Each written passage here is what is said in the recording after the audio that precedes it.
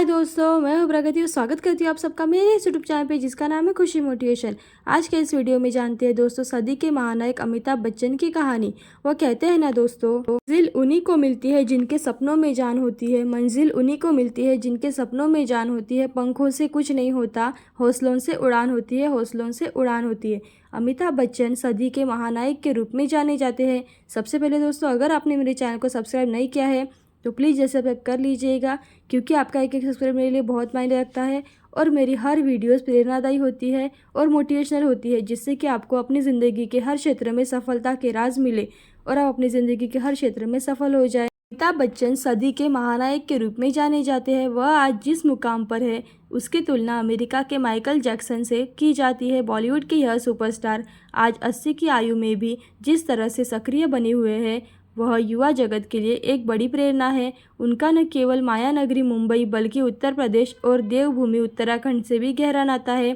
तो जानते हैं दोस्तों the legend of Bollywood Amitabh Bachchan के जीवन के ऐसे ज्ञात और अज्ञात पहलुओं के बारे में जिनके बारे में आपने शायद कभी नहीं सुना होगा। पहले जानते हैं अमिताभ बच्चन का जीवन परिचय। अमिताभ बच्चन का जन्म 11 अक्टूबर 1942 को उत्तर प्रदेश के इलाहाबाद में कायस्थ परिवार में हुआ था। वह हिंदी के प्रसिद्ध कवि हरिवंश राय बच्चन के पुत्र हैं। उनकी माता का नाम तेजी बच्चन था। वह स्वतंत्रता पूर्व भारत के कराची शहर से थी, जो बंटवारे के बाद अब पाकिस्तान का हिस्सा है। अब जानते हैं नाम को लेकर रोचक तथ्य। बहुत कम लोगों को पता होगा कि अमिताभ के माता पिता ने उनका नाम इनकलाब रखा था। उनके पीछे उनके परिवार का भारतीय स्वतंत्रता आंदोलन के प्रति लगाव रहा था। याद रहे कि स्वतंत्रता आंदोलन में इनकलाब जिंदाबाद नारा बहुत चला था, जिससे प्रेरित होकर उनका नाम इनकलाब रखा गया। बाद में हिंदी के प्रतिष्ठित कवि सुमित्रानंदन पंत के कहने पर नाम परिवर्तित कर अमिताभ रख दिया गया। अब जानते हैं असली नाम अमिताभ श्रीवास्तव बाद में हो गया बच्चन। अमिताभ क्योंकि कायस्थ परिवार से थे, उनका उपनाम श्रीवास्तव था। बाद में उनके पिता हरिवंश राय ने इस उपनाम को परिवर्तित कर बच्चन रख दिया। कहा जाता है कि इस उपनाम का प्रयोग हरिवंश राय श्रीवास्तव उर्फ बच्चन ने अपनी किसी रचना से प्रेरित होकर किया था। खास तौर पर सार्वजनिक कार्यक्रमों व फिल्मों में बच्चन का प्रयोग किया गया। बाद में यह उनके पूरे परिवार का उपनाम बन गया, जैसे कि अमिताभ बच्चन, पत्नी जया बच्चन, पुत्र अभिषेक बच्चन और बहू ऐश्वर्या राय बच्चन। अब जानते हैं अमिताभ की शिक्षा और दीक्षा के बारे में। अमिताभ का उत्तराखंड से नाता है, छात्र जीवन के दौरान जुड़ा हुआ है। जब उन्होंने शेरवुड कॉलेज नैनीताल में एडमिशन लिया था, उन्होंने यहाँ 3 साल तक पढ़ाई की। शेरवुड कॉलेज नैनीताल में वह वर्ष 1956 से 1958 यानी कि 9वीं से 11वीं कक्षा तक पढ़े। आगे की पढ़ाई के लिए उन्होंने दिल्ली के किरोरी मॉल कॉलेज से की। अब जानते हैं अमिताभ का विवाह। अमिताभ बच्चन का जया भादुड़ी से विवाह 3 जून 1973 को हुआ। जया ने अमिताभ बच्चन को प्रथम बार ने फिल्म इंस्टीट्यूट में देखा था। अमिताभ बच्चन वहां फिल्म निर्माता अब्बास के साथ आए थे। कहा जाता है कि इसके बाद से ही जया को लगाव अमिताभ के प्रति हो गया था। वर्तमान में अमिताभ के 2 बच्चे हैं, अभिषेक बच्चन और पुत्री श्वेता नंदा। अब जानते हैं अमिताभ का रेखा से अफेयर, आधी हकीकत आधा फसाना। एक समय में अमिताभ बच्चन और रेखा की फिल्म इंडस्ट्री में हिट जोड़ी थी। यही कारण था कि बहुत सी फिल्मों में वह पति पत्नी के तौर पर आए। इसी बीच रेखा अमिताभ के इश्क की खबरें भी खूब चर्चा में आने लगी। इसी बीच तो हद ही हो गई जब रेखा अभिनेत्री ऋषि कपूर की यानी कि पत्नी अपनी करीबी दोस्त नीतू की शादी में सिंदूर लगाकर आई और मंगलसूत्र पहनकर आई थी।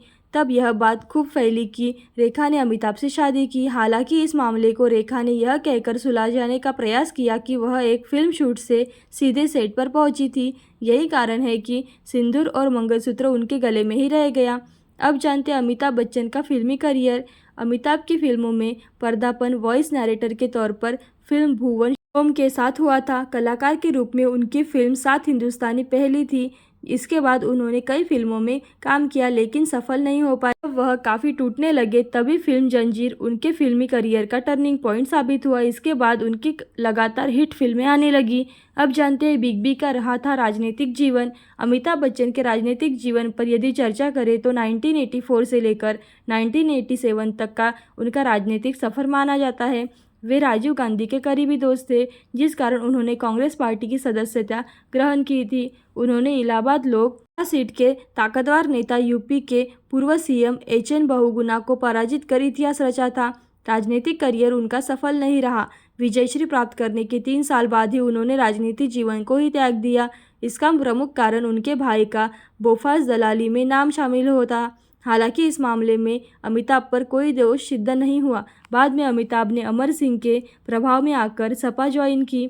इसमें उनकी पत्नी जया बच्चन भी शामिल हुई और बाद में राज्यसभा की सदस्य बनी। अमिताभ बच्चन के समाजवादी पार्टी से गहरे रिश्ते हैं और उनकी छवि को काफ़ी धूमित करने का काम किया। इस कारण उन पर तमाम आरोप लगे कि एक फर्जी दस्तावेज जमा करने के आरोप में उन्हें अदालत में पेश भी होना पड़ा। अब जानते हैं बॉलीवुड की कुछ अमिताभ बच्चन की फेमस फिल्में।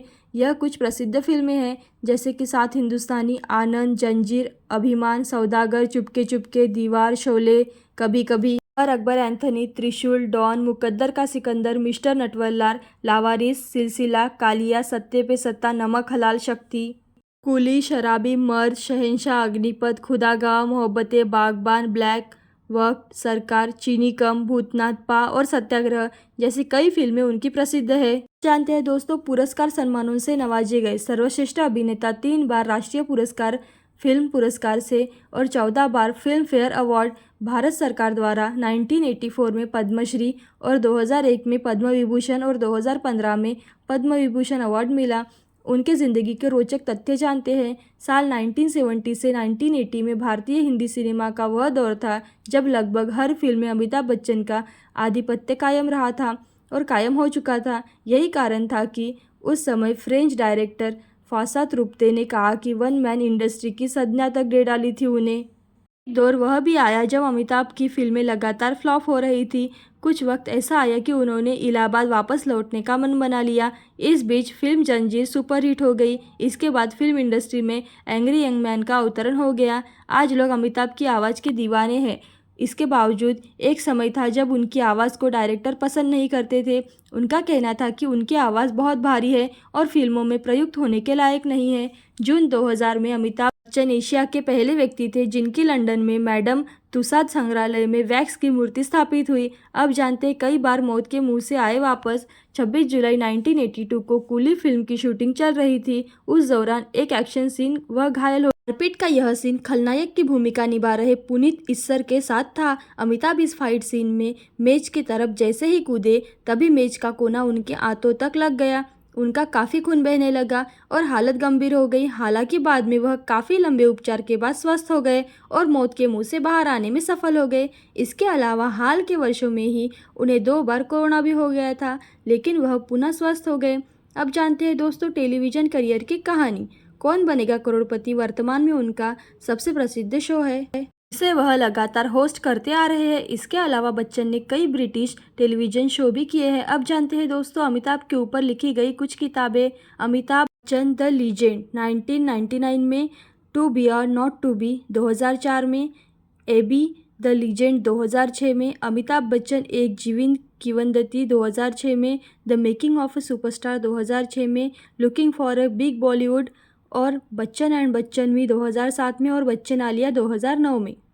अमिताभ बच्चन शुद्ध शाकाहारी है और 2012 में पेटा इंडिया द्वारा हॉटेस्ट वेजिटेरियन करार दिया गया। पेटा एशिया द्वारा कराए गए एक कॉन्टेस्ट पोल में एशिया के सबसे वेजिटेरियन का टाइटल भी उन्हें ही जीता।